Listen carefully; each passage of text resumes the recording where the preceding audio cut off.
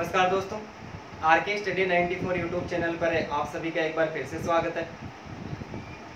दोस्तों, अधिगम के पिछले वीडियो में हमने संज्ञानात्मक सिद्धांतों का जो अंतिम सिद्धांत था, आधुनिक संज्ञानात्मक अधिगम सिद्धांत, जो डेविड आसुवेल के द्वारा दिया गया था, उसके बारे में अध्ययन कर लिया था।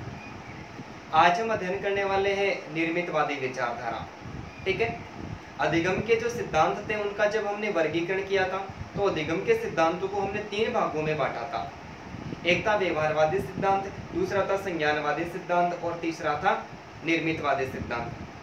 हमने व्यवहारवादी सिद्धांत और संज्ञानवादी सिद्धांत है उनके मनोवैज्ञानिक और मनोवैज्ञानिकों ने जो सिद्धांत प्रस्तुत किए थे उन सब के बारे में हमने अध्ययन कर लिया था। आज हम अध्ययन करने वाले हैं निर्मितवादी विचारधारा या फिर निर्मितवादी सिद्धांत है।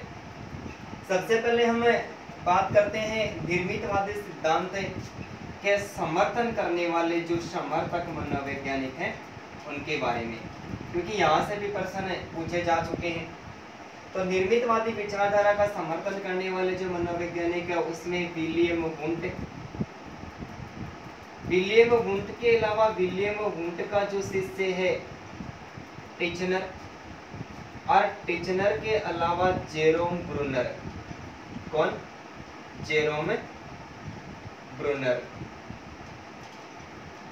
ब्रूनर। ठीक है, विलियम वुंट, टिचनर एवं जेरोम ब्रूनर ने इस निर्मितवादी जो विचारधारा है या फिर निर्मितवादी जो सिद्धांत है, इन सिद्धांतों का क्या किया है? समर्थन किया है। निर्मितवादी विचारधारा के संबंध में सीटेट और संस्कृत जो डिपार्टमेंट है उसकी सेकंड ग्रेड की एग्जाम के अंदर प्रश्न पूछा भी जा चुका है कि निर्मितवादी विचारधारा को मानने वाला निम्न में से मनोवैज्ञानिक या फिर समर्थक कौन है। ये प्रश्न 2 बार पूछा गया और 2 बार विकल्प में टिचनर था और टिचनर को ही सही माना गया क्योंकि विलियम वुंट और जेरोम ब्रूनर ये दोनों विकल्प में नहीं थे। तो निर्मितवादी विचारधारा है इसको मानने वाले जो मनोवैज्ञानिक या समर्थक हैं, जिसमें से विलियम वुंट है, उसका शिष्य टिचनर है और जेरोम ब्रूनर है। ठीक है, इसके बारे में हम अध्ययन करते हैं जो निर्मितवादी सिद्धांत या विचारधारा है इसकी मान्यताएं। निर्मितवादी विचारधारा की मान्यताएं। ये निर्मितवादी विचारधारा क्या मानती है? सीखने के प्रति अर्थात अधिगम के प्रति। तो निर्मितवादी विचारधारा के अनुसार यानी इस सिद्धांत के अनुसार या इस विचारधारा के अनुसार सीखने के लिए वातावरण महत्वपूर्ण नहीं है। सीखने के लिए वातावरण की अपेक्षा मानसिक क्रिया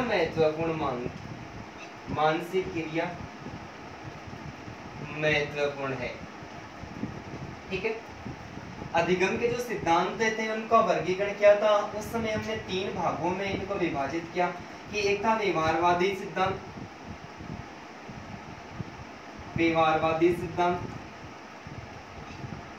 और व्यवहारवादी सिद्धांत के साथ दूसरा था संज्ञानवादी सिद्धांत। ठीक है, व्यवहारवादी और संज्ञानवादी सिद्धांत का इन सिद्धांतों की मान्यता थी कि इन्होंने सीखने के लिए किसको महत्वपूर्ण माना? व्यवहारवाद और संज्ञानवादी जो विचारधारा थी, इस विचारधारा ने सीखने के लिए वातावरण को महत्वपूर्ण माना। किसको माना? वातावरण को महत्वपूर्ण माना। जबकि जो निर्मितवादी विचारधारा ये वातावरण को महत्वपूर्ण नहीं मानती, ये मानसिक प्रक्रिया को महत्वपूर्ण मानती है। अर्थात इस विचारधारा का मानना है कि सीखने के लिए वातावरण महत्वपूर्ण नहीं है, अर्थात मानसिक क्रिया, बालक जितनी मानसिक क्रिया अधिक करता है, मानसिक क्रिया करने के बाद में वो ज्ञान की प्राप्ति कर लेता है। इस विचारधारा की जो दूसरी मान्यता है ये मानती है कि ज्ञान को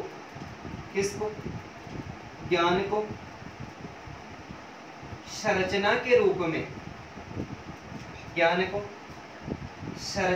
रूप में प्रस्तुत किया जाए। ज्ञान को संरचना के रूप में प्रस्तुत किया जाए तो मानस पटल अर्थात मस्तिष्क ज्ञान को संरचना के रूप में प्रस्तुत किया जाए तो मानस पटल पर हमेशा के लिए अंकित हो जाता है, हमेशा के लिए अंकित हो जाता है। यदि ज्ञान को संरचना के रूप में प्रस्तुत नहीं किया जाए तो वह जल्दी ही विस्मृत यानी गायब हो जाता है। निर्मितवादी विचारधारा के अनुसार ज्ञान को संरचना के रूप में प्रस्तुत किया जाए, किसके रूप में प्रस्तुत किया जाए? संरचना के रूप में प्रस्तुत किया जाए तो मानस पटल अर्थात मस्तिष्क यानी दिमाग में हमेशा के लिए अंकित हो जाता है, अर्थात अधिगम होता है, वह एकदम से स्थायी हो जाता है। यहाँ पर जो संरचना है, इस संरचना का अर्थ है अधिगमकर्ता द्वारा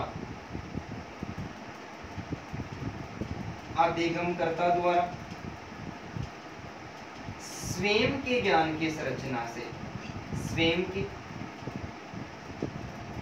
ज्ञान की संरचना अर्थात हम ऐसा कह सकते हैं कि कोई भी बालक यदि विषय वस्तु का ज्ञान प्राप्त करना चाहता है तो वो स्वयं क्या करता है? स्वयं क्रिया करता है और स्वयं क्रिया करके वो ज्ञान की प्राप्ति करता है। तो इस प्रकार का ज्ञान होता है वो संरचनात्मक ज्ञान के अंतर्गत आता है। तो ज्ञान को यदि संरचना के रूप में प्रस्तुत किया जाए, यदि बालक किसी भी विषय वस्तु का स्वयं सीखने का प्रयास करता है, स्वयं क्रिया करके उसका ज्ञान की प्राप्ति करता है, तो ऐसा जो ज्ञान होता है वो हमेशा मानस पटल अर्थात मस्तिष्क पर अंकित हो जाता है, अर्थात वो याद हो जाता है, स्थायी हो जाता है। यदि ज्ञान को संरचना के रूप में प्रस्तुत नहीं किया जाए, ठीक है, स्वयं क्रिया करके विषय वस्तु का ज्ञान की प्राप्ति नहीं करते हैं, रटी रटाई जो बातें होती है उनको यदि याद करने की कोशिश करते हैं तो ऐसी बातें क्या होती है? ऐसी बातें थोड़े दिनों के बाद में गायब हो जाती है। क्यों? क्योंकि हम किसी भी विषय वस्तु को सीखते हैं तो सबसे पहले हमारे मस्तिष्क में संकेत बिंदु ही बनते हैं। क्या बनते हैं? इस प्रकार के संकेत बिंदु बनते हैं। हम इन संकेत बिंदु को बार बार अभ्यास नहीं करते हैं तो इनके ऊपर आने वाले जो दूसरा ज्ञान प्राप्त करते हैं उनके संकेत बिंदु बन जाते हैं और सबसे पहले जो संकेत बिंदु बना है वो ज्ञान क्या हो जाएगा? वो ज्ञान हमेशा के लिए गायब हो जाएगा। तो एक बार फिर से बात करते हैं कि निर्मितवादी जो विचारधारा है इसको मानने वाले जो मनोवैज्ञानिक वो विलियम वुंट, इस विलियम वुंट का शिष्य टिचनर और इसके साथ में जेरोम ब्रूनर, ये निर्मितवादी विचारधारा का समर्थन करते हैं। ऐसा प्रश्न भी पूछा जा चुका है कि निर्मितवादी विचारधारा का समर्थन करने वाला निम्न में से कौन है? तो टिचनर विकल्प में था। इस आधार पर प्रश्न भी पूछा जा चुका है। व्यवहारवादी सिद्धांत या विचारधारा संज्ञानवादी सिद्धांत की विचारधारा थी। इन दोनों विचारधाराओं ने सीखने के लिए वातावरण को महत्वपूर्ण माना, जबकि ये निर्मितवादी जो विचारधारा है ये सीखने के लिए वातावरण को बिल्कुल भी महत्वपूर्ण नहीं मानती, वातावरण की अपेक्षा मानसिक प्रक्रिया को महत्वपूर्ण मानती है। अर्थात इस निर्मितवादी विचारधारा का मानना है कि बालक जितनी मानसिक क्रियाएं अधिक करेगा वो उतना ही अधिक ज्ञान की प्राप्ति करेगा। दूसरी मान्यता को स्वीकार किया कि ज्ञान को संरचना के रूप में किसी भी कार्य को स्वयं करके उसका ज्ञान प्राप्त करे, कि ज्ञान को संरचना के रूप में यदि प्रस्तुत किया जाए तो वो मानस पटल यानी दिमाग अर्थात मस्तिष्क में हमेशा के लिए स्थायी हो जाता है, वो अधिगम हमेशा के लिए क्या हो जाता है? स्थायी हो जाता है, मानस पटल पर हमेशा के लिए अंकित हो जाता है। यदि ज्ञान को संरचना के रूप में प्रस्तुत नहीं किया जाए तो थोड़े दिनों के बाद में वो क्या हो जाता है? एकदम से गायब हो जाता है। ठीक है, अब हम बात करते हैं इस निर्मितवादी जो विचारधारा है, इस निर्मितवादी विचारधारा के सिद्धांत। ठीक है, निर्मितवादी विचारधारा के अंतर्गत एक ही सिद्धांत दिया गया है और वो है जेरोम ब्रूनर का संज्ञानात्मक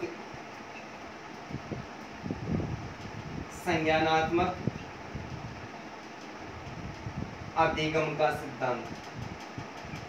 संज्ञानात्मक अधिगम का सिद्धांत, cognitive theory of learning, cognitive theory of learning. ठीक है, ऐसे सिद्धांत का जो प्रवर्तक है, संज्ञानात्मक अधिगम का जो सिद्धांत है, इसका जो प्रवर्तक है वो है जेरोम ब्रूनर, जेरोम ब्रूनर। ये सिद्धांत 1956 ईस्वी में दिया गया था। इसका प्रतिपादन है वो जेरोम ब्रूनर ने कब किया? 1956 ईस्वी में किया था। और ये जेरोम ब्रूनर है, ये हार्वर्ड विश्वविद्यालय, हार्वर्ड विश्वविद्यालय अमेरिका, हार्वर्ड विश्वविद्यालय जो अमेरिका था, ऐसा हार्वर्ड विश्वविद्यालय का प्रोफेसर था। कौन? Jerome Bruner. ये संज्ञानात्मक अधिगम का सिद्धांत, कॉग्निटिव थ्योरी ऑफ जो लर्निंग है, जेरोम ब्रूनर ने 1956 ईस्वी में इस सिद्धांत का प्रतिपादन किया। और ये जेरोम ब्रूनर हार्वर्ड विश्वविद्यालय जो अमेरिका में था, ऐसा हार्वर्ड विश्वविद्यालय का प्रोफेसर था। ठीक है, अब हम बात करते हैं इस सिद्धांत के अन्य नाम की। इस सिद्धांत को अन्य किस नाम से पुकारते हैं? तो इस सिद्धांत को संज्ञानात्मक विकास का सिद्धांत, संज्ञानात्मक विकास का सिद्धांत, या फिर संरचनावादी अधिगम सिद्धांत, संरचनावादी अधिगम सिद्धांत। इस सिद्धांत को अन्य संज्ञानात्मक विकास का सिद्धांत या फिर संरचनावादी अधिगम सिद्धांत के नाम से भी पुकारते हैं। अब हमारे दिमाग में एक ही प्रश्न निकल के आ रहा है कि संज्ञानात्मक अधिगम का सिद्धांत है वो तो जीन पियाजे के द्वारा दिया गया था, उसके सिद्धांत को संज्ञानात्मक विकास का सिद्धांत भी कहते हैं। ठीक है, इस बात को हम स्वीकार करते हैं और ये अवधारणा हमें इस सिद्धांत की जो मान्यता है उसमें पूरी तरह से एकदम अलग अलग करने की कोशिश करेंगे। ठीक है, कि जेरोम ब्रूनर है, इस जेरोम ब्रूनर को खोज विधि का, किसका? जेरोम ब्रूनर को खोज विधि का जनक माना जाता है। जेरोम ब्रूनर को खोज विधि का जनक माना जाता है। कि खोज विधि के अंतर्गत शिक्षक क्या करता है कि शिक्षक केवल और केवल उदाहरण बालकों के सामने प्रस्तुत करता है। क्या करता है? शिक्षक केवल उदाहरण बालकों के सामने प्रस्तुत करता है। विद्यार्थी स्वयं क्या करते हैं? कोई भी नियम है और नियम के साथ में जो सिद्धांत है, उन सिद्धांतों की जो खोज है, वो सिद्धांतों की खोज विद्यार्थी क्या करते हैं? स्वयं करते हैं, स्वयं करते हैं। इसलिए इसको खोज विधि नाम दिया गया। और खोज विधि का जो जनक है वो किसको माना गया? जेरोम ब्रूनर को माना गया। तो जेरोम ब्रूनर को खोज विधि का जनक माना जाता है। खोज विधि के अंतर्गत शिक्षक सर्वप्रथम क्या करता है? उदाहरण होते हैं, वो उदाहरण विद्यार्थियों के सामने प्रस्तुत कर देता है और विद्यार्थी उदाहरणों के माध्यम से स्वयं नियम अर्थात सिद्धांत की खोज करते हैं और उस विषय वस्तु के ज्ञान की प्राप्ति करते हैं, तो उसे खोज विधि कहा जाता है। इस खोज विधि के आधार पर, किसके आधार पर? खोज विधि के आधार पर जीन पियाजे के, खोज विधि के आधार पर जीन पियाजे के संज्ञानात्मक अधिगम सिद्धांत को, संज्ञानात्मक अधिगम सिद्धांत को नया रूप देने का प्रयास, नया रूप देने का जो प्रयास है वो जेरोम ब्रूनर ने किया। किसने किया? जेरोम ब्रूनर ने किया। ये संज्ञानात्मक अधिगम का सिद्धांत है, ये जीन पियाजे के द्वारा भी दिया गया है और संज्ञानात्मक अधिगम का सिद्धांत है वो जेरोम ब्रूनर के द्वारा भी दिया गया है। लेकिन दोनों के सिद्धांत में कुछ भी समानताएं हैं और कुछ असमानताएं हैं जिनके बारे में हम अध्ययन करेंगे। कॉग्निटिव थ्योरी ऑफ लर्निंग, जिसका प्रवर्तक जेरोम ब्रूनर को माना जाता है, इस सिद्धांत का जो प्रतिपादन है वो 1956 ईस्वी में किया। ऐसे सिद्धांत का अन्य नाम है संज्ञानात्मक विकास का सिद्धांत या फिर संरचनावादी अधिगम का सिद्धांत भी कहा जाता है। जेरोम ब्रूनर को खोज विधि का जनक माना जाता है। किसका माना जाता है? खोज विधि का जनक माना जाता है। और इस खोज विधि के आधार पर, किसके आधार पर? खोज विधि के आधार पर, कि खोज विधि में शिक्षक क्या करता है? बालकों के सामने उदाहरण प्रस्तुत करता है, विद्यार्थी स्वयं नियम या सिद्धांत का क्या करते हैं? खोज करते हैं, और खोज करने के बाद में स्वयं ही उस विषय वस्तु के ज्ञान की प्राप्ति करते हैं। तो खोज विधि के आधार पर जीन पियाजे ने जो संज्ञानात्मक अधिगम का सिद्धांत दिया था, उस सिद्धांत को नया रूप, थोड़ा अलग तरीके से प्रस्तुत करने का जो प्रयास था वो किसके द्वारा किया गया था? वो प्रयास जेरोम ब्रूनर के द्वारा किया गया था। अब हम बात करते हैं कि जेरोम ब्रूनर और जीन पियाजे का जो सिद्धांत था, इन सिद्धांत में क्या समानताएं थी और क्या असमानताएं थी। ठीक है, जीन पियाजे और जेरोम ब्रूनर, जीन पियाजे और जेरोम ब्रूनर। ये जीन पियाजे और जेरोम ब्रूनर का जो संज्ञानात्मक जो अधिगम का सिद्धांत था, इस सिद्धांत में समानता क्या थी? ठीक है, इस सिद्धांत में समानता क्या थी? तो जीन पियाजे और जेरोम ब्रूनर है, इन जीन पियाजे और जेरोम ब्रूनर ने सीखने के लिए, किसके लिए? सीखने के लिए सैद्धांतिक ज्ञान की अपेक्षा, सैद्धांतिक ज्ञान की अपेक्षा, किसकी अपेक्षा? सैद्धांतिक ज्ञान के अपेक्षा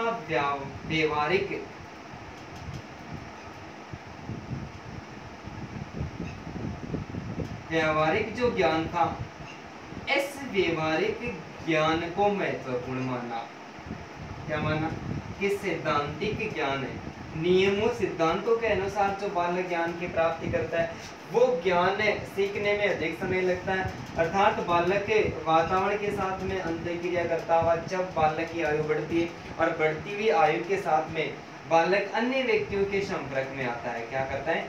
बालक अन्य व्यक्तियों के संपर्क में आता है, और अन्य व्यक्तियों के संपर्क में आके अनेक प्रकार की बातें सीखता है, और अनेक प्रकार की बातें सीख कर क्या करता है? अपने चरित्र का निर्माण करता है। तो इस आधार पर जीन पियाजे ने भी इस अवधारणा को स्वीकार किया, और साथ में जेरोम ब्रूनर ने भी इस समानता को स्वीकार किया कि सीखने के लिए सैद्धांतिक ज्ञान की अपेक्षा जो व्यावहारिक ज्ञान होता है वो क्या होता है? एकदम से महत्वपूर्ण होता है। जीन पियाजे और जेरोम ब्रूनर दोनों ने सीखने के लिए संज्ञानात्मक क्षेत्र का चुनाव किया। किसका चुनाव किया? संज्ञानात्मक क्षेत्र का चुनाव किया। ठीक है, जीन पियाजे ने भी संज्ञानात्मक अधिगम का सिद्धांत दिया, और जेरोम ब्रूनर ने भी संज्ञानात्मक अधिगम के सिद्धांत का प्रतिपादन किया। तो जीन पियाजे और जेरोम ब्रूनर दोनों ने संज्ञानात्मक क्षेत्र का क्या किया? संज्ञानात्मक क्षेत्र का चुनाव किया। संज्ञानात्मक क्षेत्र के अंतर्गत एक बालक का जो चिंतन होता है, चिंतन के साथ में तर्क होता है, तर्क के साथ में जो समस्या समाधान होता है, समस्या समाधान, या फिर जो कल्पनाएं होती है, संश्लेषण होता है, संश्लेषण के साथ में विश्लेषण होता है, विश्लेषण के साथ में तुलना, समानता, अंतर, जो व्याख्या होती है या फिर जो विवेचना होती है, ये सारे की सारी स्थितियां किसके अंतर्गत आती है? ये ज्ञान प्राप्त करने का जो संज्ञानात्मक क्षेत्र है, उस संज्ञानात्मक क्षेत्र के अंतर्गत आती है। तो जीन पियाजे और जेरोम ब्रूनर दोनों ने क्या किया? सीखने के लिए संज्ञानात्मक क्षेत्र को स्वीकार किया। अर्थात इन दोनों का मानना था कि बालक के सामने कोई भी नवीन विषय वस्तु, ठीक है, बालक के सामने कोई भी नवीन विषय वस्तु रख दी जाती है या फिर नवीन विषय वस्तु प्रस्तुत की जाती है, तो बालक क्या करता है, स्वयं में चिंतन मनन करके, तर्क वितर्क करके, कल्पना, संश्लेषण, विश्लेषण, तुलना, समानता, अंतर व्याख्या और विवेचना करके उस समस्या का समाधान करता है, या फिर स्वयं में क्या करता है, उस विषय वस्तु के ज्ञान की प्राप्ति करता है। तो जीन पियाजे और जेरोम बुर्नर दोनों ने जो समानता स्वीकार की अपने सिद्धांत में, जिसमें पहले थे कि सैद्धांतिक ज्ञान की अपेक्षा व्यवहारिक ज्ञान को महत्वपूर्ण माना, और साथ ही दोनों ने सीखने के लिए संज्ञानात्मक क्षेत्र को क्या किया, स्वीकार किया। ठीक है। इसके अलावा जीन पियाजे और जेरोम बुर्नर, इन दोनों मनोवैज्ञानिकों ने सीखने के लिए किसको स्वीकार किया, कि सीखने के लिए, सीखे हुए जो बालक ज्ञान की प्राप्ति कर लेता है और उसके ज्ञान की प्राप्ति करने के बाद में सीखे हुए ज्ञान को यदि वो पूरी तरह से अपने जीवन में प्रयोग करना चाहता है या फिर उसका पुनः प्रस्तुतिकरण करना चाहता है, तो पुनः प्रस्तुतिकरण के लिए किसको आवश्यक माना, पुनर्बलन को। यानी सीखने के लिए पुनर्बलन आवश्यक नहीं है, और सीखे हुए ज्ञान का दोहराव करने के लिए किसकी आवश्यकता होती है, पुनर्बलन की आवश्यकता होती है। तो जीन पियाजे और जेरोम बुर्नर ने क्या किया, पुनर्बलन को भी स्वीकार किया। तो ये तीन जो समानताएं हैं, ये तीन समानताएं जीन पियाजे और जेरोम बुर्नर का सिद्धांत है, इस सिद्धांत के अंतर्गत स्वीकार की गई है। ठीक है। इसके अलावा कुछ असमानताएं भी है जो इन दोनों के सिद्धांतों में मिलती है। ठीक है। जीन पियाजे और जेरोम बुर्नर का जो सिद्धांत है, इस सिद्धांत के बीच में जो असमानताएं, कौन सी ऐसी बातें जो आपस में नहीं मिलती है। ठीक है। असमानताएं, असमानताओं में बात करें तो जीन पियाजे का मानना था, किसका मानना था, जीन पियाजे का। जीन पियाजे ये संज्ञानात्मक विचारधारा से संबंधित है, किससे, ये संज्ञानात्मक विचारधारा से संबंधित है। जीन पियाजे ने अपना जो सिद्धांत है वो किसके अंतर्गत प्रस्तुत किया, संज्ञानात्मक विचारधारा के संबंध में प्रस्तुत किया, जबकि जेरोम बुर्नर का जो संबंध है वो निर्मितवादी विचारधारा से, किससे, निर्मितवादी विचारधारा से, निर्मितवादी विचारधारा। ठीक है। जेरोम बुर्नर है, ये जेरोम बुर्नर सीखने के लिए, किसके लिए, सीखने के लिए मानसिक क्रिया के साथ साथ वातावरण को महत्वपूर्ण मानता है। ठीक है। संज्ञानात्मक अधिगम सिद्धांत के अंतर्गत ये जीन पियाजे ये मानसिक क्रिया के साथ साथ वातावरण को अधिक महत्वपूर्ण मानता है, जबकि जेरोम बुर्नर इस निर्मितवादी विचारधारा के अंतर्गत वातावरण की अपेक्षा मानसिक क्रिया को महत्वपूर्ण मानता है। कि इसे जेरोम बुर्नर के संज्ञानात्मक अधिगम सिद्धांत के अनुसार मानसिक जो क्रिया होती है वो मानसिक क्रिया महत्वपूर्ण मानी जाती है। ठीक है। जीन पियाजे का जो संज्ञानात्मक अधिगम सिद्धांत है, इस संज्ञानात्मक अधिगम सिद्धांत में जीन पियाजे ने अधिगम प्रक्रिया पर, किस पर, अधिगम प्रक्रिया पर सर्वाधिक बल दिया, जबकि जेरोम बुर्नर ने शिक्षण पर सर्वाधिक बल दिया। किस पर बल दिया, शिक्षण प्रक्रिया पर। जीन पियाजे ने अधिगम प्रक्रिया ने सीखने के लिए, सीखने पर सर्वाधिक बल दिया, अधिगम प्रक्रिया पर बल दिया, और जेरोम बुर्नर ने शिक्षण प्रक्रिया पर सर्वाधिक बल दिया। जीन पियाजे के जो सिद्धांत संज्ञानात्मक अधिगम का सिद्धांत प्रस्तुत किया, और इस सिद्धांत में जो अधिगम प्रक्रिया इसको सिखाने का कार्य और प्रस्तुत करने का कार्य किसके द्वारा किया जाता है, शिक्षक के द्वारा। यानी ज्ञान की संरचना का जो विकास है वो किसके द्वारा, शिक्षक के द्वारा किया जाता है। बल्कि जेरोम बुर्नर का जो संज्ञानात्मक अधिगम का सिद्धांत है, ऐसे सिद्धांत में शिक्षार्थी स्वयं ज्ञान की प्राप्ति करते हैं। शिक्षार्थी क्या करते हैं, स्वयं ज्ञान की प्राप्ति करते हैं।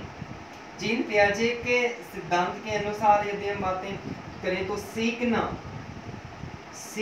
व्यक्ति तथा वातावरण, सीखना व्यक्ति तथा वातावरण के बीच में जो अंतः क्रिया होती है, सीखना व्यक्ति तथा वातावरण की अंतः क्रिया का परिणाम है, अंतः क्रिया का परिणाम है।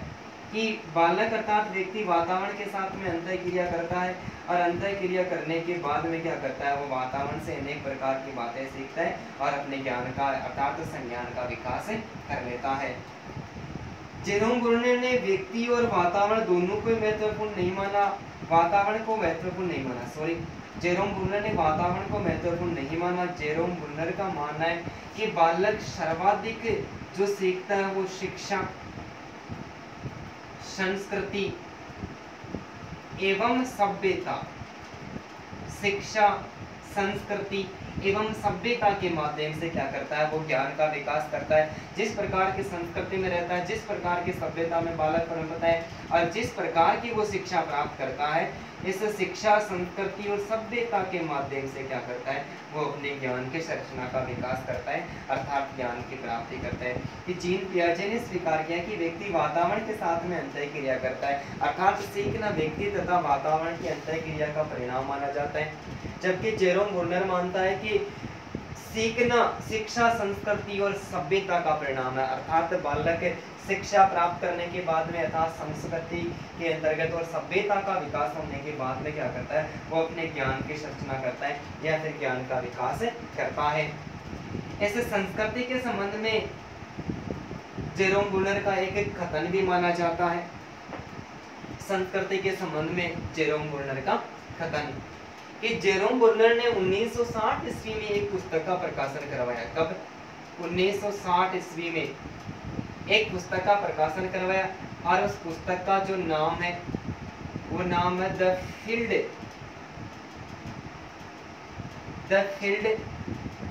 कॉग्निटिव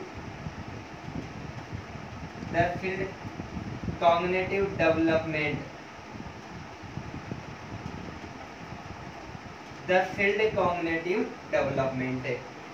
इस पुस्तक का 1960 ईस्वी में प्रकाशन करवाया और प्रकाशन करवाने के बाद में एक कथन प्रस्तुत किया कि बालक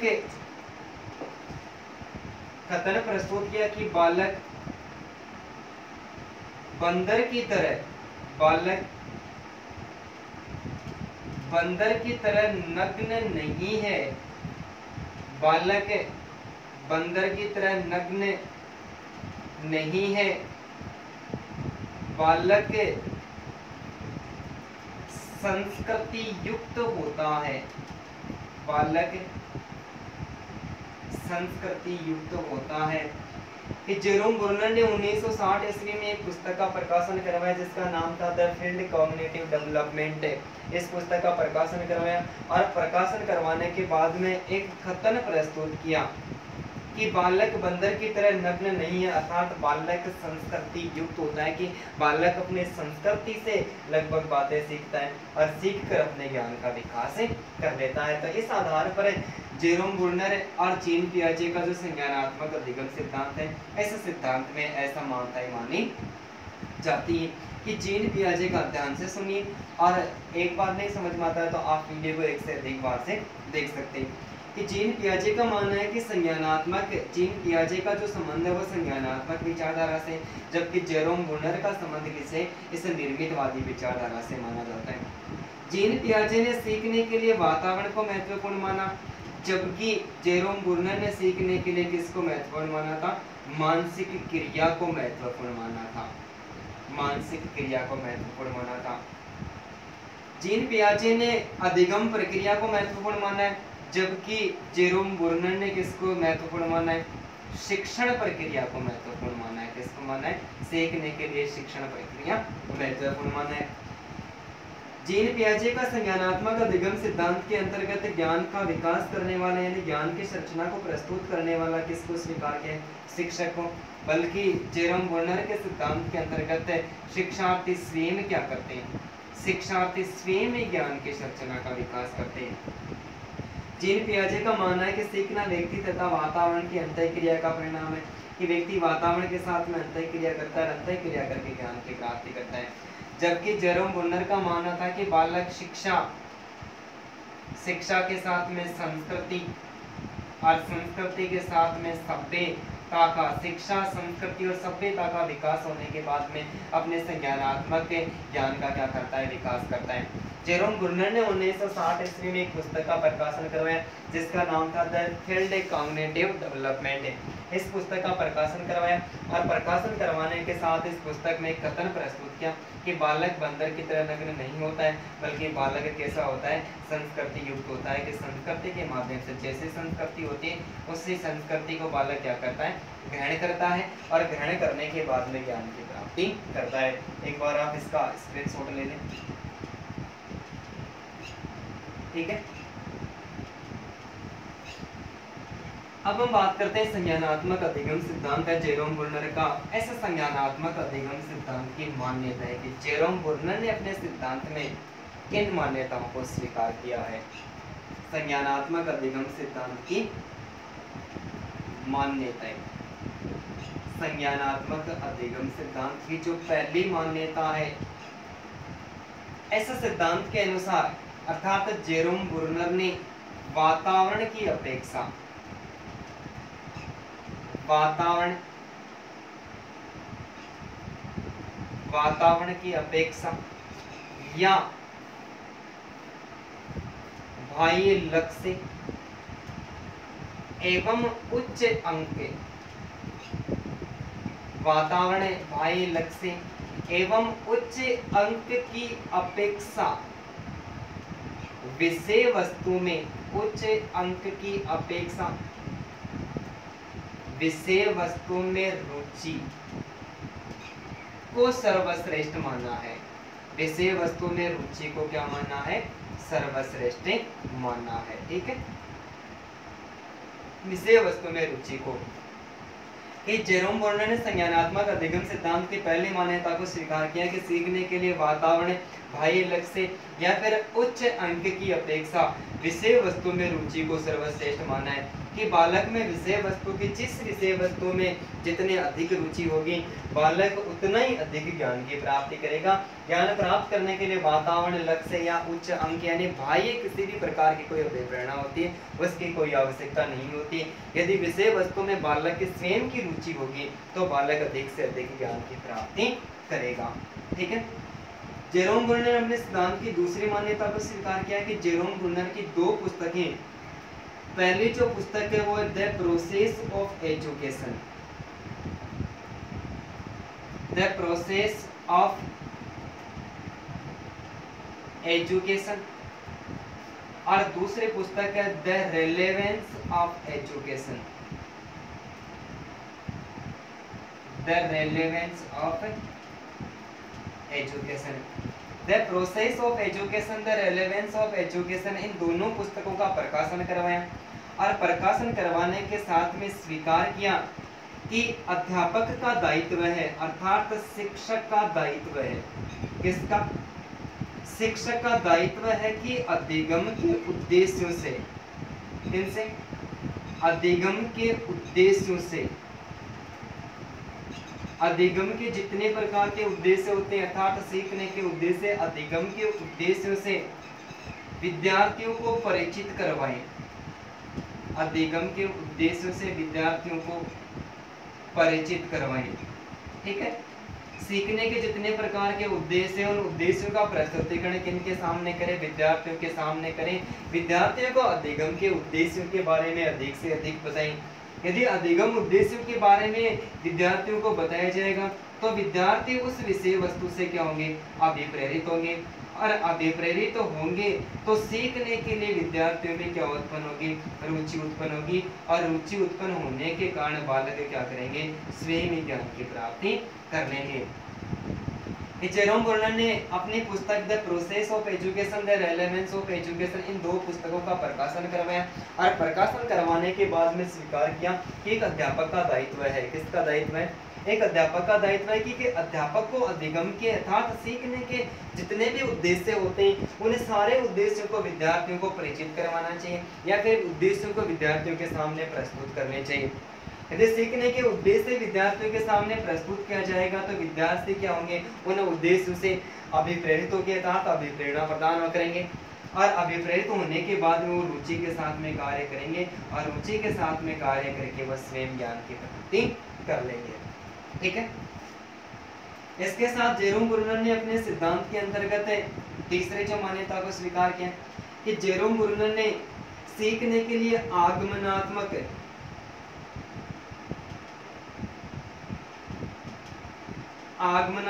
विधि या फिर आगमनात्मक जो तर्क था उसको महत्वपूर्ण माना है। कि सीखने की हम जब व्याकरण शिक्षण की बात करते हैं तो व्याकरण शिक्षण के अंतर्गत आगमनात्मक विधि, आगमन विधि और निगमन विधि दोनों चलती है, ठीक है। तो जेरोम ब्रुनर ने अपने सिद्धांत के अंतर्गत जो आगमन विधि था अर्थात आगमनात्मक विधि या फिर आगमनात्मक जो तर्क था, इससे आगमनात्मक तर्क को महत्वपूर्ण माना, आगमनात्मक तर्क को महत्वपूर्ण माना। कि आगमन विधि के अंतर्गत क्या होता है कि आगमन विधि के अंतर्गत शिक्षक बालकों के सामने सबसे पहले उदाहरण प्रस्तुत करता है। क्या करता है? उदाहरण प्रस्तुत करता है। और उदाहरण प्रस्तुत करने के बाद बालक नियम या सिद्धांत की जो खोज है, नियम या फिर जो सिद्धांत की खोज है, वो नियम और सिद्धांत की खोज विद्यार्थी स्वयं ही करते हैं, ठीक है।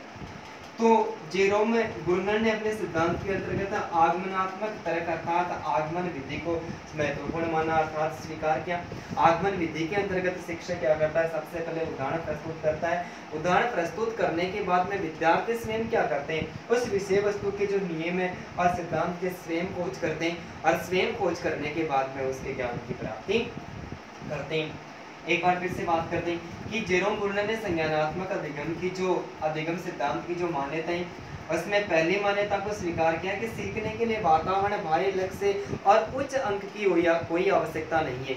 यदि बालक की विषय वस्तु में रुचि अधिक होगी तो बालक क्या करेगा? उस विषय वस्तु का ज्ञान है वो सरलता के साथ में प्राप्त करेगा, ठीक है। दूसरी मान्यता है कि जेरोम ब्रुनर ने अपनी पुस्तक the process of education, the relevance of education का प्रकाशन करवाया और प्रकाशन करवाने के बाद में स्वीकार किया कि शिक्षक का दायित्व है। किसका दायित्व है? शिक्षक का दायित्व है कि कोई भी विषय वस्तु होती है अर्थात सीखने की जो प्रक्रिया होती है उसमें अधिगम के जितने भी उद्देश्य होते हैं उन्हें सारे उद्देश्यों को विद्यार्थियों को परिचित करवाना चाहिए कि एक विषय वस्तु का ज्ञान किस आधार पर प्रस्तुत किया जा सकता है, किस आधार पर सीखा जा सकता है। कि कोई विषय वस्तु ऐसी होती है जो सरल से कठिन की ओर चलती है, ठीक है। सरल से कठिन की ओर शिक्षण सूत्र पर आधारित मानी जाती है। तो इस प्रकार शिक्षण के जितने भी उद्देश्य होते हैं उन्हें उद्देश्य का जो ज्ञान है वो किनको करवाना चाहिए? विद्यार्थियों को करवा देना चाहिए। विद्यार्थी उससे अभिप्रेरित होंगे और अभिप्रेरित होने के बाद में रुचि के साथ में कार्य करेंगे और रुचि के साथ में कार्य करने से क्या होता है? उनके ज्ञान की प्राप्ति होगी और विद्यार्थी स्वयं ही ज्ञान को प्राप्त कर लेंगे। जेरोम ब्रुनर ने आगमनात्मक विधि या आगमनात्मक तर्क को महत्वपूर्ण माना। इस आगमन विधि के अंतर्गत क्या होता है कि शिक्षक सर्वप्रथम उदाहरण प्रस्तुत करता है, विद्यार्थी स्वयं नियम या सिद्धांत की खोज करते हैं और स्वयं ज्ञान की प्राप्ति करते हैं। इस आधार पर यदि कोई भी बालक सीखता है तो इस आधार पर सीखा हुआ ज्ञान है वो एकदम से अधिगम है, एकदम से स्थायी हो जाता है, ठीक है।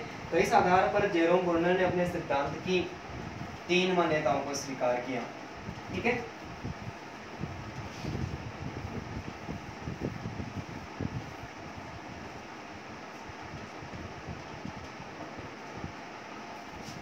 ऐसे सिद्धांत की जो चौथी मान्यता है, जेरोम ब्रुनर ने अपने सिद्धांत में सूचना प्रक्रिया, जेरोम ब्रुनर ने अपने सिद्धांत में सूचना प्रक्रिया,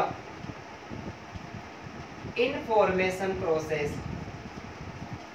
सूचना प्रक्रिया, इस सूचना प्रक्रिया को भी महत्वपूर्ण माना। कि जेरोम ब्रुनर ने अपने संज्ञानात्मक अधिगम के सिद्धांत के अंतर्गत सूचना प्रक्रिया, इंफॉर्मेशन प्रोसेस को भी महत्वपूर्ण माना।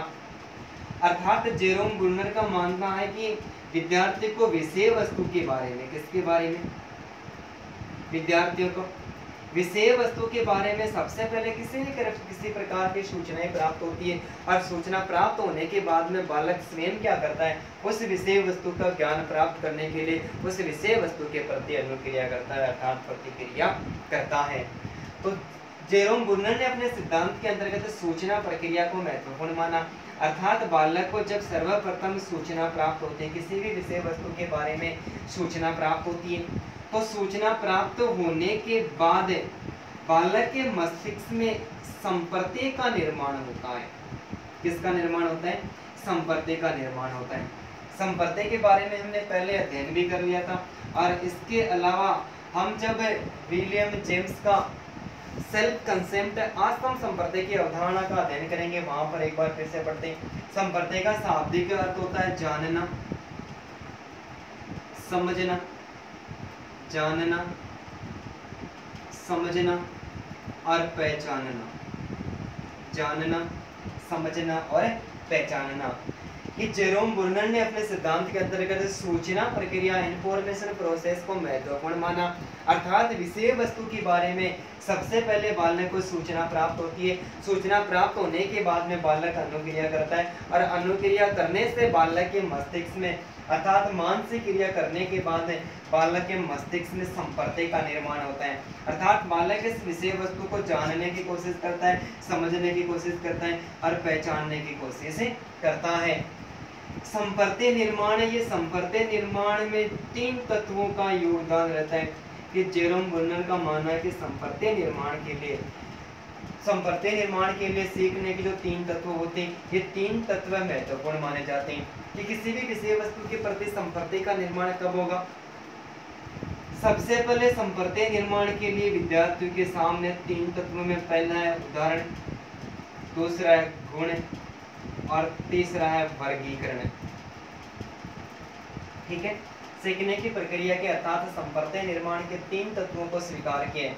कि संपर्ते का निर्माण, किसी भी विषय वस्तु के प्रति संपर्ते का निर्माण कब होता है? अर्थात उस विषय वस्तु को जानने की, समझने की और पहचानने की कोशिश बालक कब करता है? कि विषय वस्तु से संबंधित उदाहरण होते हैं, वो उदाहरण यदि बालकों के सामने प्रस्तुत किए जाएं तो बालक क्या करता है? उस गुणों के आधार पर उस विषय वस्तु का क्या करता है? वर्गीकरण करता है और वर्गीकरण करने के बाद में उस विषय वस्तु के ज्ञान की प्राप्ति करता है। अर्थात इस वर्गीकरण के लिए सबसे पहले किसकी आवश्यकता होती है?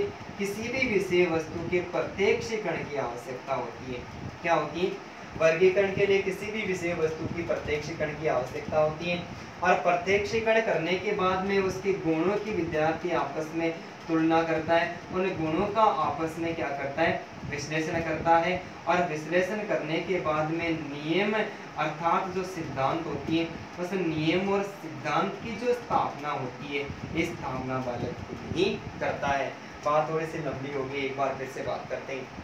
कि जेरोम बुर्नर ने अपने सिद्धांत के अंतर्गत सूचना प्रक्रिया इंफॉर्मेशन प्रोसेस को महत्वपूर्ण माना। जेरोम बुर्नर का मानना है कि बालक को सबसे पहले किसी भी विषय वस्तु की सूचना प्राप्त होती है। सूचना प्राप्त होने के बाद में उसे सूचना का ज्ञान प्राप्त करने के लिए बालक के मस्तिष्क में संपर्ते का निर्माण होता है। संपर्ते का शाब्दिक अर्थ होता है जानना, समझना या फिर पहचानना। कि विषय वस्तु प्रस्तुत होने के बाद में विषय वस्तु के प्रति संपर्ते का निर्माण होता है। संपर्ते के लिए 3 तत्वों को स्वीकार किया। किसने? जेरोम बुर्नर ने। कि किसी भी विषय वस्तु के प्रति संपर्ते का निर्माण कब होता है? कि उस विषय वस्तु से संबंधित उदाहरण बालकों के सामने क्या किए जाए? सबसे पहले प्रस्तुत किए जाए। तब बालक क्या करना है? उदाहरणों के माध्यम से उस उदाहरणों के गुणों की तुलना करता है और तुलना करके उस विषय वस्तु को अलग अलग भागों में बांटता है, उसका वर्गीकरण करता है और वर्गीकरण करके स्वयं ज्ञान की प्राप्ति कर देता है। कि जैसे बालक के सामने एक गाय और गाय के सामने एक कुत्ता, ठीक है, इन दोनों की आकृतियां प्रस्तुत कर दी जाती है। क्या कर दी जाती है? इन दोनों के चित्र अर्थात आकृतियां प्रस्तुत कर दी जाती है। अब आकृतियां प्रस्तुत करने के बाद में इस गाय की जो विशेषता है, वो गाय की विशेषता उदाहरणों सहित बालकों के सामने प्रस्तुत की जाती है। और इसके साथ में जो इस कुत्ते की जो विशेषता है, वो कुत्ते की विशेषताएं भी इस बालक के सामने प्रस्तुत कर दी जाती है। ठीक है, बालक क्या करेगा? उदाहरण प्रस्तुत होने के बाद में गाय और कुत्ता, इन दोनों के बाद में जो विशेषताएं, इन दोनों की विशेषता अर्थात इन दोनों के जो गुण होते हैं, उन दोनों के गुणों के क्या करेगा? आपस में तुलना करेगा। तुलना करके उन दोनों का विश्लेषण करेगा और विश्लेषण करके इनको अलग अलग भागों में बांट लेगा और अलग अलग भागों में बांट कर उनको याद कर लेगा। अर्थात नियम एवं सिद्धांत है, उन सिद्धांतों का ज्ञान है वो बालक के अपने आप अर्थात स्वयं ही कर लेगा। यदि वर्गीकरण करने के लिए ये गाय और कुत्ते की आकृतियां बालक के सामने नहीं होती। बालक को सर्वप्रथम बोलकर गाय और कुत्ता के बारे में बताया जाता, तो बालक उस विषय वस्तु का कभी भी वर्गीकरण नहीं कर पाता। तो वर्गीकरण के लिए सबसे पहले किसकी आवश्यकता होती है? प्रत्यक्षीकरण की आवश्यकता होती है। प्रत्येक विषय वस्तु को बालकों के सामने प्रस्तुत किया जाता है। तो बालक क्या करता है? उदाहरणों के माध्यम से गुणों के आधार पर उनकी तुलना करता है, उनका विश्लेषण करता है, और विश्लेषण करने के बाद में स्वयं सिद्धांत अर्थात नियम की रचना कर लेता है। तो इस आधार पर जेरोम ब्रूनर ने अपने सिद्धांत के अंतर्गत 4 मान्यताओं को स्वीकार किया है। ठीक है, इसके साथ ही जेरोम ब्रूनर ने अपने सिद्धांत के अंतर्गत उद्दीपकों को भी स्वीकार किया है। ठीक है, जेरोम ब्रूनर ने अपने सिद्धांत के अंतर्गत सीखने के लिए जो उद्दीपक होते, इन उद्दीपकों को स्वीकार किया है, और इन उद्दीपकों के लिए भी 3 प्रकार के तत्वों को आवश्यक माना है। 3 प्रकार के तत्वों को आवश्यक माना है। ठीक है, 3 प्रकार के जो तत्व स्वीकार किया उसमें सबसे पहले है धारीदार आकृतियां। धारीदार आकृतियां, ठीक है। दूसरी है ठोस आकृतियां, धारीदार आकृतियां, ठोस आकृतियां, और तीसरी है सादी आकृतियां। सादी आकृतियां। जेरोम ब्रूनर ने सीखने के लिए उद्दीपकों को स्वीकार किया और उद्दीपकों के लिए 3 प्रकार के तत्वों को स्वीकार किया, जिसमें पहली है धारीदार आकृतियां। ये जो धारीदार आकृतियां होती है ये हल्की हरे रंग की होती है। हल्की हरे रंग की होती है, और ठोस आकृतियां होती है गहरे हरे रंग की होती है। गहरे रंग की होती है, और सादी आकृतियां होती है ये रंगहीन होती है। कैसी होती है? रंगहीन होती है। और इन तीनों प्रकार की आकृतियों के प्रति 81 उद्दीपकों को स्वीकार किया। ये जो अपनी बीएड की बुक है, बीएड की बुक के अनुसार ये तथ्यों से मैं आपको अवगत करा रहा हूँ कि जेरोम ब्रूनर ने संज्ञानात्मक अधिगम के अंतर्गत सीखने के लिए उद्दीपकों को स्वीकार किया, और उद्दीपकों के लिए 3 प्रकार के तत्वों को स्वीकार किया, जिसमें पहले जो उद्दीपक है उनकी आकृतियां थी धारीदार आकृतियां, ठोस आकृतियां और सादी आकृतियां। जो धारीदार आकृतियां थी वो हल्के हरे रंग की थी, जो ठोस आकृतियां थी वो गहरे रंग की थी, अर्थात जो सादी आकृतियां थी वो कैसी थी? रंगहीन थी। और इन आकृतियों की संख्या कितनी थी? 81 थी। ठीक है, जैसे कि बालकों के सामने 20 अलग अलग प्रकार के पेन प्रस्तुत किए जाते हैं, बालक के सामने 40 खिलौने प्रस्तुत किए जाते हैं। ठीक है, और इसके अलावा बालक के सामने जो 21 अन्य कोई विषय वस्तु या फिर अन्य किसी जानवरों के चित्र वगैरह प्रस्तुत किए जाते हैं। इस प्रकार के जो 81 प्रकार के उद्दीपक अर्थात 81 प्रकार के जो आकृतियां होती हैं वो बालकों के सामने प्रस्तुत की जाती है। बालक क्या करेगा? हर एक आकृति अर्थात हर एक जो उद्दीपक है उस उद्दीपक को पहचानने की कोशिश करेगा। यदि ये उद्दीपक एकदम से रोचक और मनोरंजक हो गए तो बालकों की क्या बढ़ेगी? जिज्ञासा बढ़ेगी। ज्ञान को प्राप्त करने के लिए क्या बढ़ेगी? जिज्ञासा। और इस जिज्ञासाओं को शांत करने के लिए या फिर जिज्ञासाओं की पूर्ति करने के लिए बालक क्या करता है? स्वयं उस विषय वस्तु की खोज करता है। स्वयं क्या करता है? उस विषय वस्तु की खोज करता है, और खोज करके स्वयं ही उसके ज्ञान की प्राप्ति कर लेता है। तो सीखने के लिए इस प्रकार के उद्दीपक प्रस्तुत किए, और उद्दीपकों की संख्या कितनी स्वीकार की? 81 स्वीकार की। उसमें से पहले जो उद्दीपकीय आकृतियां थी वो थी धारीदार आकृतियां, जो हल्के हरे रंग की थी।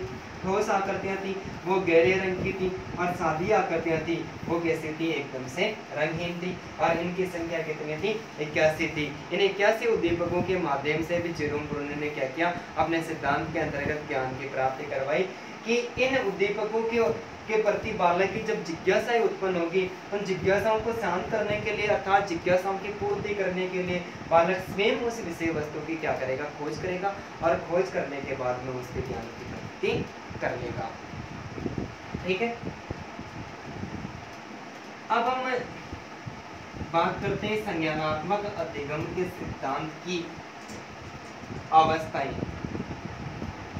जेरोम बुर्नर ने अपने संज्ञानात्मक अधिगम के सिद्धांत की अवस्थाओं का भी उल्लेख किया है, और जेरोम बुर्नर ने संज्ञानात्मक अधिगम के सिद्धांत की 3 अवस्थाओं का उल्लेख किया है। ठीक है, अब संज्ञानात्मक अधिगम का सिद्धांत जब जीन पियाजे ने दिया था, तो जीन पियाजे ने संज्ञानात्मक अधिगम के अंतर्गत 4 अवस्थाओं का उल्लेख किया था, जिसमें SMS, POS, COS, FOS, sensory motor stage, pre operational stage, concrete operational stage या फिर फॉर्मल ऑपरेशनल स्टेज। समृद्धि पेशी अवस्था, पूर्व संक्रियात्मक अवस्था, मूर्त संक्रियात्मक अवस्था, अमूर्त या फिर औपचारिक संक्रियात्मक अवस्था। तो जीन पियाजे ने अपने संज्ञानात्मक अधिगम सिद्धांत में 4 अवस्थाओं का उल्लेख किया, जबकि जेरोम बुर्नर ने अपने संज्ञानात्मक अधिगम सिद्धांत के अंतर्गत 3 ही अवस्थाओं का उल्लेख किया। ठीक है, जिसमें पहली है विधि निर्माण अवस्था, विधि निर्माण अवस्था या फिर सक्रियता की अवस्था, विधि निर्माण अवस्था या फिर सक्रियता की अवस्था। Inactive method. ठीक है, दूसरी है दृश्य प्रतिमा की अवस्था, दृश्य प्रतिमा की अवस्था, आइकॉनिक मेथड, आइकॉनिक मेथड। और तीसरी अवस्था है चिन्ह प्रतीक या सांकेतिक अवस्था, चिन्ह प्रतीक या सांकेतिक अवस्था, सिंबॉलिक मेथड, सिंबॉलिक मेथड। विधि निर्माण जो अवस्था है फिर सक्रिय की अवस्था है, इस अवस्था का जेरोम बुर्नर ने जो आयुकाल है वो आयुकाल जन्म से लेकर 3 वर्ष तक स्वीकार किया, जन्म से लेकर 3 वर्ष तक स्वीकार किया। दृश्य प्रतिमा की जो अवस्था है, इस अवस्था का जो आयुकाल है वो 3 से लेकर 7 वर्ष तक स्वीकार किया, 3 वर्ष से लेकर 7 वर्ष तक स्वीकार किया। चिन्ह प्रतीक या सांकेतिक अवस्था है, इस अवस्था का जो आयुकाल है वो आयुकाल 7 से लेकर पूर्व किशोरावस्था तक स्वीकार किया, 7 से लेकर पूर्व किशोरावस्था। अर्थात ऐसा कह सकते हैं कि 7 से लेकर 16 वर्ष तक स्वीकार किया। तो एक बार फिर से बात करते हैं कि जेरोम बुर्नर ने सीखने की ये 3 अवस्थाओं का उल्लेख है, जिसमें पहली विधि निर्माण अवस्था या फिर सक्रिय की अवस्था, जिसको इनएक्टिव मेथड कहते हैं, और इसका जो आयुकाल है वो जन्म से लेकर 3 वर्ष तक स्वीकार किया गया। दूसरा दृश्य प्रतिमा की अवस्था, आइकॉनिक मेथड, जिसका आयुकाल 3 से लेकर 7 वर्ष तक स्वीकार किया है। और तीसरे चिन्ह प्रतीक या सांकेतिक अवस्था, सिंबॉलिक मेथड, इसका जो आयुकाल है वो 7 से लेकर 16 वर्ष तक या फिर 7 से लेकर पूर्व किशोरावस्था की, यानी पूर्व किशोरावस्था का जो आयुकाल होता है वो 13 से लेकर 16 वर्ष तक होता है। तो ये 7 वर्ष से लेकर 16 वर्ष तक स्वीकार किया है। एक बार आप इनका स्क्रीनशॉट ले लें, हम इनका विस्तार से अध्ययन करेंगे। ठीक है,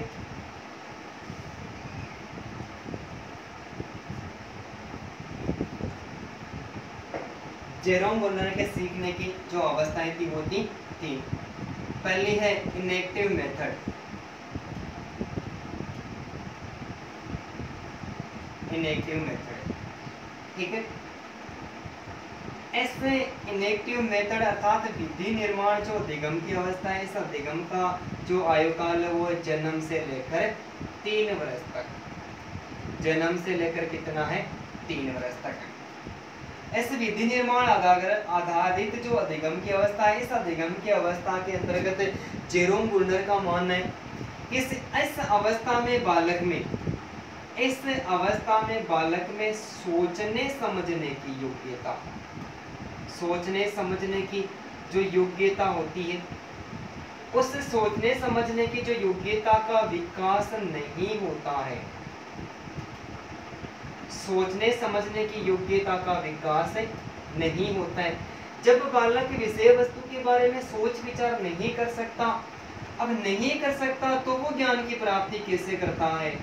ठीक है, तो जेरोम बुर्नर का मानना है कि इनेक्टिव मेथड अर्थात विधि निर्माण आधारित अधिगम की जो अवस्था है, इस अधिगम की अवस्था के अंतर्गत बालक में सोचने समझने की जो योग्यता होती है उसका विकास बिल्कुल भी नहीं होता है, अर्थात बालक विषय वस्तु के प्रति सोच विचार बिल्कुल भी नहीं कर सकता। यानी 3 वर्ष का बालक है वो किसी भी विषय वस्तु के प्रति सोच विचार नहीं कर सकता। इस अवस्था में बालक जो ज्ञान की प्राप्ति है वो शारीरिक क्रिया, कैसी क्रिया? शारीरिक क्रिया एवं मानसिक क्रियाओं के द्वारा ज्ञान की प्राप्ति बालक कैसे करता है? या तो कोई शारीरिक क्रिया करता है या फिर वो मानसिक क्रिया करता है। शारीरिक क्रिया एवं मानसिक क्रियाओं के माध्यम से बालक क्या करता है? ज्ञान की प्राप्ति करता है। अर्थात ऐसा कह सकते हैं कि जो इनेक्टिव मेथड है इसके अंतर्गत बालक के जो जितने भी अनुभव होते हैं वो शारीरिक अर्थात जो मानसिक क्रिया होती है, अर्थात सीखने के लिए बालक का इंद्रिय अनुभव काम आता है। ठीक है, इस अवस्था में बालक अपने इंद्रियों के माध्यम से सर्वाधिक ज्ञान प्राप्त करता है, अर्थात या तो उस विषय वस्तु के प्रति देखकर, ठीक है, या फिर सुनकर, या फिर स्पर्श करके, या फिर बालक चख कर क्या करता है? ज्ञान की प्राप्ति करता है। कि इस अवस्था में बालक शारीरिक अर्थात मानसिक क्रियाओं के माध्यम से देखकर, सुनकर, स्पर्श कर या फिर चख करके क्या करता है? वो ज्ञान की प्राप्ति करता है। सारा का सारा जो अधिगम होता है वो किस पर आधारित होता है? अनुभव के आधार पर, यानी अनुभव पर आधारित होता है, इंद्रियों पर पूरी तरह से आधारित होता है। यानी जो अधिगम होता है वो इंद्रियों पर आधारित होता है। बालक इंद्रियों के माध्यम से सर्वाधिक देखता है, अर्थात इस अवस्था में बालक किस आधार पर सीखता है? जैसे एक दो उदाहरण की बात करें कि बालक में सोचने समझने की योग्यता का विकास नहीं होता, तो बालक अपने जो इंद्रिय अनुभव है उनको किन माध्यम से व्यक्त करता है? जैसे बालक को जब भूख लगती है तो भूख लगने पर रोना, क्या करना? भूख लगने पर रोना, या फिर जब उत्तेजना होती है, क्या होती है? उत्तेजना होने पर हाथ पैरों को हिलाना, उत्तेजना होने पर हाथ पैरों को हिलाना। ठीक है, जेरोम बुर्नर ने सीखने की जो पहली अवस्था वो है इनेक्टिव मेथड अर्थात विधि निर्माण आधारित अधिगम की अवस्था। इस अवस्था का जो आयुकाल है वो जन्म से लेकर 3 वर्ष तक होता है। इस अवस्था में बालक में सोचने समझने की योग्यता का विकास भी नहीं होता है और बालक किसी भी विषय वस्तु को बोलकर भी व्यक्त नहीं कर सकता, अर्थात भाषा अभिव्यक्ति का माध्यम नहीं होती है। तो बालक ज्ञान की प्राप्ति कैसे करता है? बालक सर्वाधिक शारीरिक और मानसिक क्रियाएं करता है और शारीरिक मानसिक क्रियाएं इंद्रिय अनुभवों पर आधारित होती है और इंद्रिय अनुभवों के माध्यम से बालक ज्ञान की प्राप्ति करता है। अर्थात भूख लगती है तो बालक रोने लगता है और उत्तेजना होती है तो उत्तेजना होने पर बालक क्या करता है? हाथ पैरों को हिलाता है या फिर किसी विषय वस्तु को देखता है, सुनता है, स्पर्श करता है और चखता है और देखकर, सुनकर, स्पर्श करके और चख कर क्या करता है? वो अपने ज्ञान की प्राप्ति कर लेता है। इस आधार पर जेरोम बुर्नर ने सीखने की पहली अवस्था को स्वीकार किया। इसके बाद में दूसरी जो अवस्था है वो है आइकॉनिक मेथड। आइकॉनिक मेथड और इस अवस्था का जो आयुकाल है वो है 3 से लेकर 7 वर्ष तक स्वीकार किया। इसका जो आयुकाल 3 वर्ष से लेकर 7 वर्ष तक स्वीकार किया। ठीक है, प्रतिमा आधारित अधिगम की जो अवस्था होती है, दृश्य प्रतिमा आधारित अधिगम की अवस्था, अर्थात इस अवस्था के अंतर्गत बालक उन्हीं विषय वस्तु को सीखता है। इस अवस्था के अंतर्गत बालक उन्हीं विषय वस्तु को सीखता है जिसका वह प्रत्यक्षीकरण करता है। क्या करता है? जिनका वह प्रत्यक्षीकरण करता है।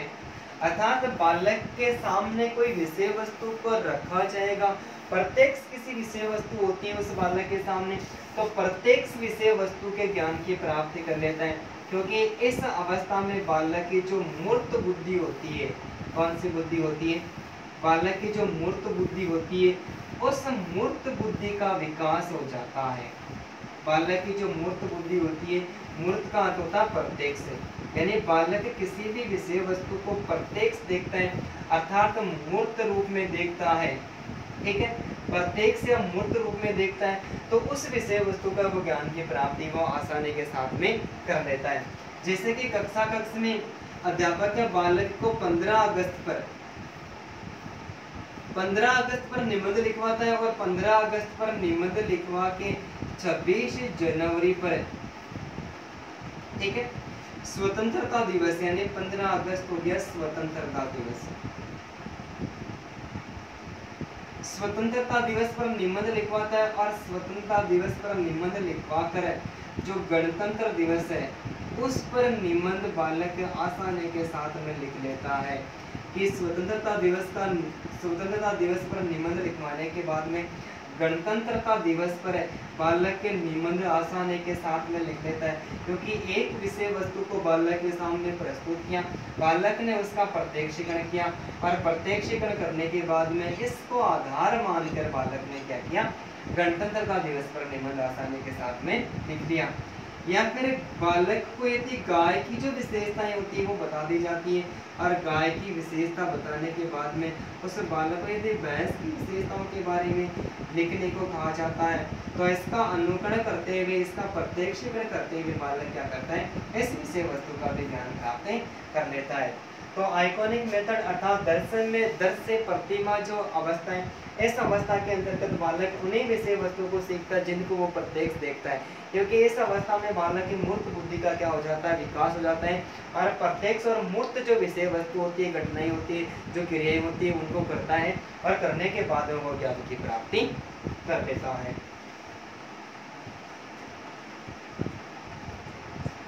तीसरा सिंबॉलिक मेथड, सिंबॉलिक मेथड चिन्ह प्रतीक या फिर सांकेतिक अवस्था, ठीक है, इस अवस्था का जो आयुकाल है वो 7 से लेकर 16 वर्ष तक स्वीकार किया है, ठीक है, 7 से लेकर 16 वर्ष तक। जेरोम गुर्नर का मानना है कि इस अवस्था के अंतर्गत बालक अपने जो अनुभूतियां होती है, आंतरिक मन की जो अनुभूतियां होती है, उस अनुभूतियों को भाषा के माध्यम से व्यक्त करता है, क्योंकि इस अवस्था में आते आते जो भाषा होती है वो भाषा विचारों को अभिव्यक्त करने का माध्यम बन जाती है। क्या बन जाती है? भाषा है वो विचारों को अभिव्यक्त करने का माध्यम बन जाती है। बालक समस्या का समाधान है, बालक समस्या का जो समाधान है, समस्या का समाधान करने की जो योग्यता होती है, उस योग्यता का भी बालक में पूर्ण विकास हो जाता है। साथ ही बालक में जो अमूर्त बुद्धि होती है, बालक में अमूर्त बुद्धि एवं जो अमूर्त चिंतन की योग्यता होती है, अमूर्त बुद्धि और अमूर्त चिंतन की योग्यता होती है, उसका भी विकास हो जाता है। अर्थात इस अवस्था में बालक को विषय वस्तु का प्रत्यक्षीकरण नहीं करवाया जाए, विषय वस्तु का प्रत्यक्षीकरण नहीं करवाया जाए और केवल संकेत बिंदु ही दे दिया जाए।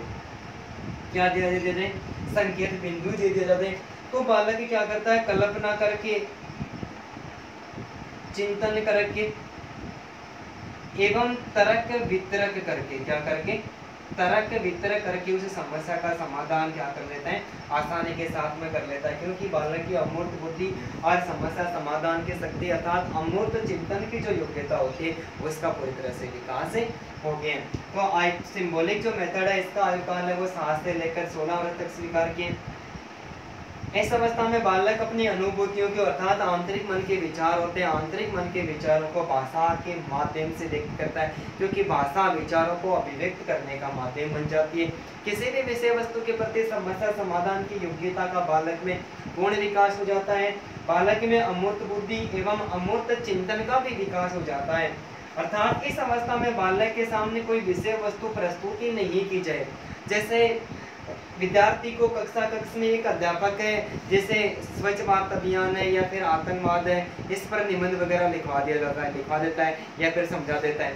ठीक है, वहां पर यदि पर्यावरण प्रदूषण पर निबंध आ जाता है तो अब वहां पर पर्यावरण प्रदूषण के बारे में पढ़ा तो नहीं है, लेकिन बालक को केवल और केवल संकेत ही मिला है। संकेत मिलने के साथ ही बालक क्या करने लगे, इस पर्यावरण के संबंध में तरह के चिंतन और कल्पना करने लग गया। ठीक है, तो चिंतन मनन करके तरक वितरक करके कल्पना करके भी क्या करता है, वह पर्यावरण प्रदूषण पर आसानी के साथ में निबंध लिख सकता है।